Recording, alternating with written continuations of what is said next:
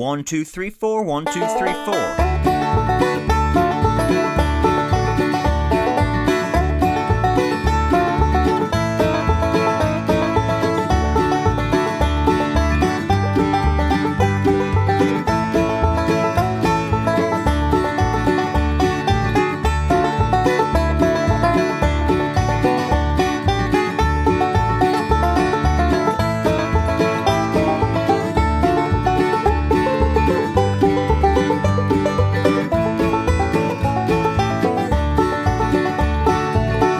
Out there in Banjo land, Mike Heading here, coming to you today with the old New River Train. We're going to be playing this one out of the key of C, but it's going to sound like the key of D. I've got my capo on the 2nd fret, 5th string tuned up to A. So I've worked up 2 solos for this song. I would kind of classify these as maybe advanced beginner or beginner intermediate, maybe like a 4.5, 5 difficulty out of 10. So I think you can get this with some practice.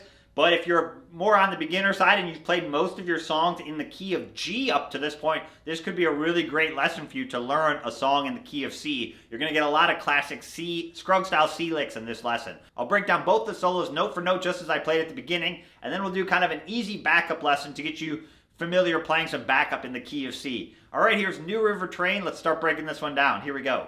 Alright, let's start breaking down this first solo to New River Train. Remember, I've got my capo on the 2nd fret, 5th string tuned up to A. We're going to be thinking out of the key of C, but we're going to be sounding like the key of D. Let's play the first 5 measures. That'll be like the opening phrase, and then we'll start breaking it down. Here we go. Do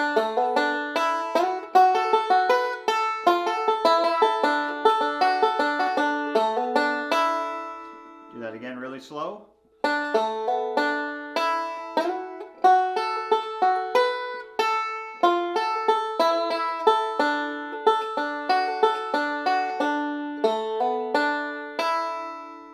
Okay, so let's start with our pickup in measure 1.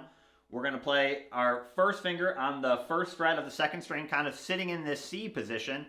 And on the and of beat 1, we're going to play our index finger. So 1 and then do an open 2 hammer on with your 2nd finger on the 3rd string. And then play that 1st fret 2nd string again. And then the open 1st string. So the count is and 2 and 3, 4. So 1 and 2 and 3, 4. If you're having trouble with that first offbeat pickup, just take it out, count 1, and then just play the hammer on. That'd be like a slightly easier way. 1. But adding that little offbeat pickup just adds a little bit more banjo bluegrass flavor. 1. 1. 1. Okay, that's what we're going to do there. And then we're basically going to slide from 2 to 5.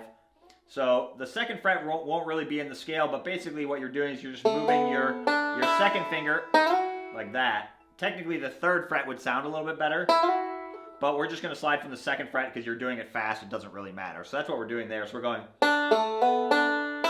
slide up with your 2nd finger from 2 to 5 on the 2nd string. Do the Foggy Mountain roll. So you do index finger of your right hand.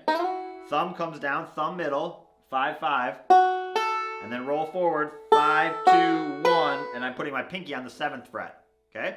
So this will do a bunch of good things for your technique that will be helpful. So when you slide up like that, make sure you don't come back like this, okay? Very common beginner mistake is as they move up the neck, your wrist kind of collapses back like this. And what's going to happen is if you do that, if you're back like this, playing that pinky on the 7th fret is going to be almost impossible, right? So you need to have your hand out like this, establish a strong position, so I can play that pinky and then come back down. And then I'm going to roll forward back down. I'll show you in a second. So we go. So practice that. You can see my thumb drops down a little bit to give me even more clearance to get that note to ring out. Our melody's up on the 1st string. Okay, so that's kind of the basic melody, right? So then we play into measure 3. So we play this note, 7th fret, in the end of measure 2. And then back to the 5th fret, so take your pinky off. And then a 4, 5 hammer on the 2nd string. So I just move my index finger to the 4th fret of the 2nd string and I hammer on. I do the Foggy Mountain roll again, so middle this time. I start with my middle finger though. Same roll, and then thumb middle. And then I roll down. And I'm going to bend that third fret on the second string up a little bit. So I go. Let's just do the right hand one. So I'm going middle and then thumb middle, T, I, M, T. So. Don't worry too much at first of how much you're bending that note. You can even not bend it at all if you need to. You just want to bend it up a little bit and give it a little attitude, but you don't want the timing to get thrown off. And then I'm going to land here, first fret, second string, index finger of my right hand, and then do T, I, M, T, I, M, 5, 2, 1, 5, 2, 1. Those are the strings, 2 forward rolls. So I go.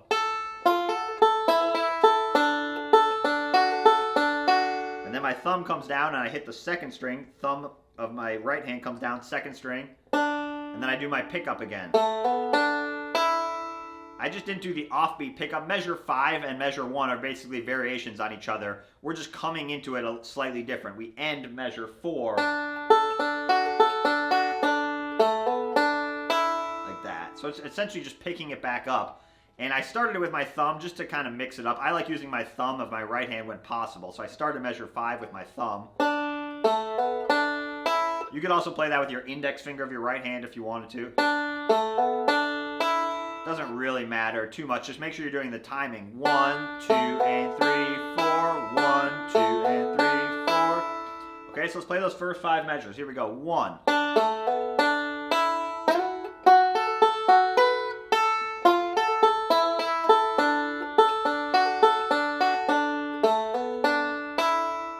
We slide up again.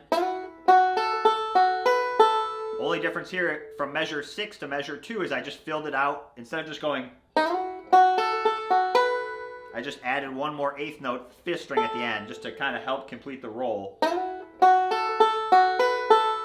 that. And then back to measure 7. Kind of starts the same way.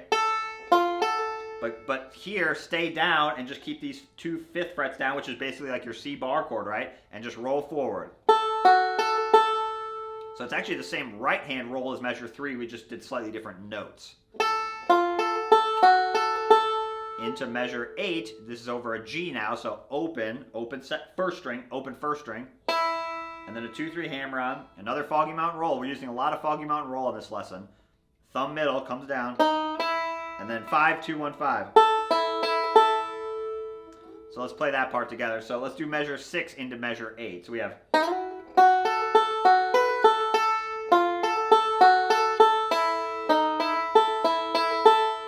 little faster. And then measure 9, instead of just doing. You could play measure 8 again, but what we did here is just do the double hammer on, kind of like the Foggy Mountain lick.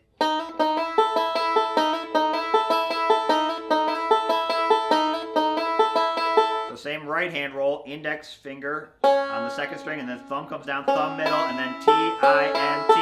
And I'm just adding those hammer-ons. Let's do 8 and 9 together. We have.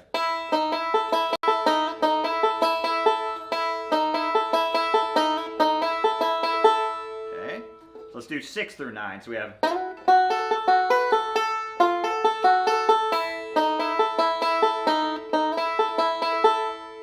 That's the verse melody and chorus melody are the same for this part. So that's the darling you. So the first part is darling you can't love one. Darling you can't love one. Right? So that's the spot we're in. Then you can't love one and have any fun. Darling you can't love one. Okay, so that's kind of the part we're on now.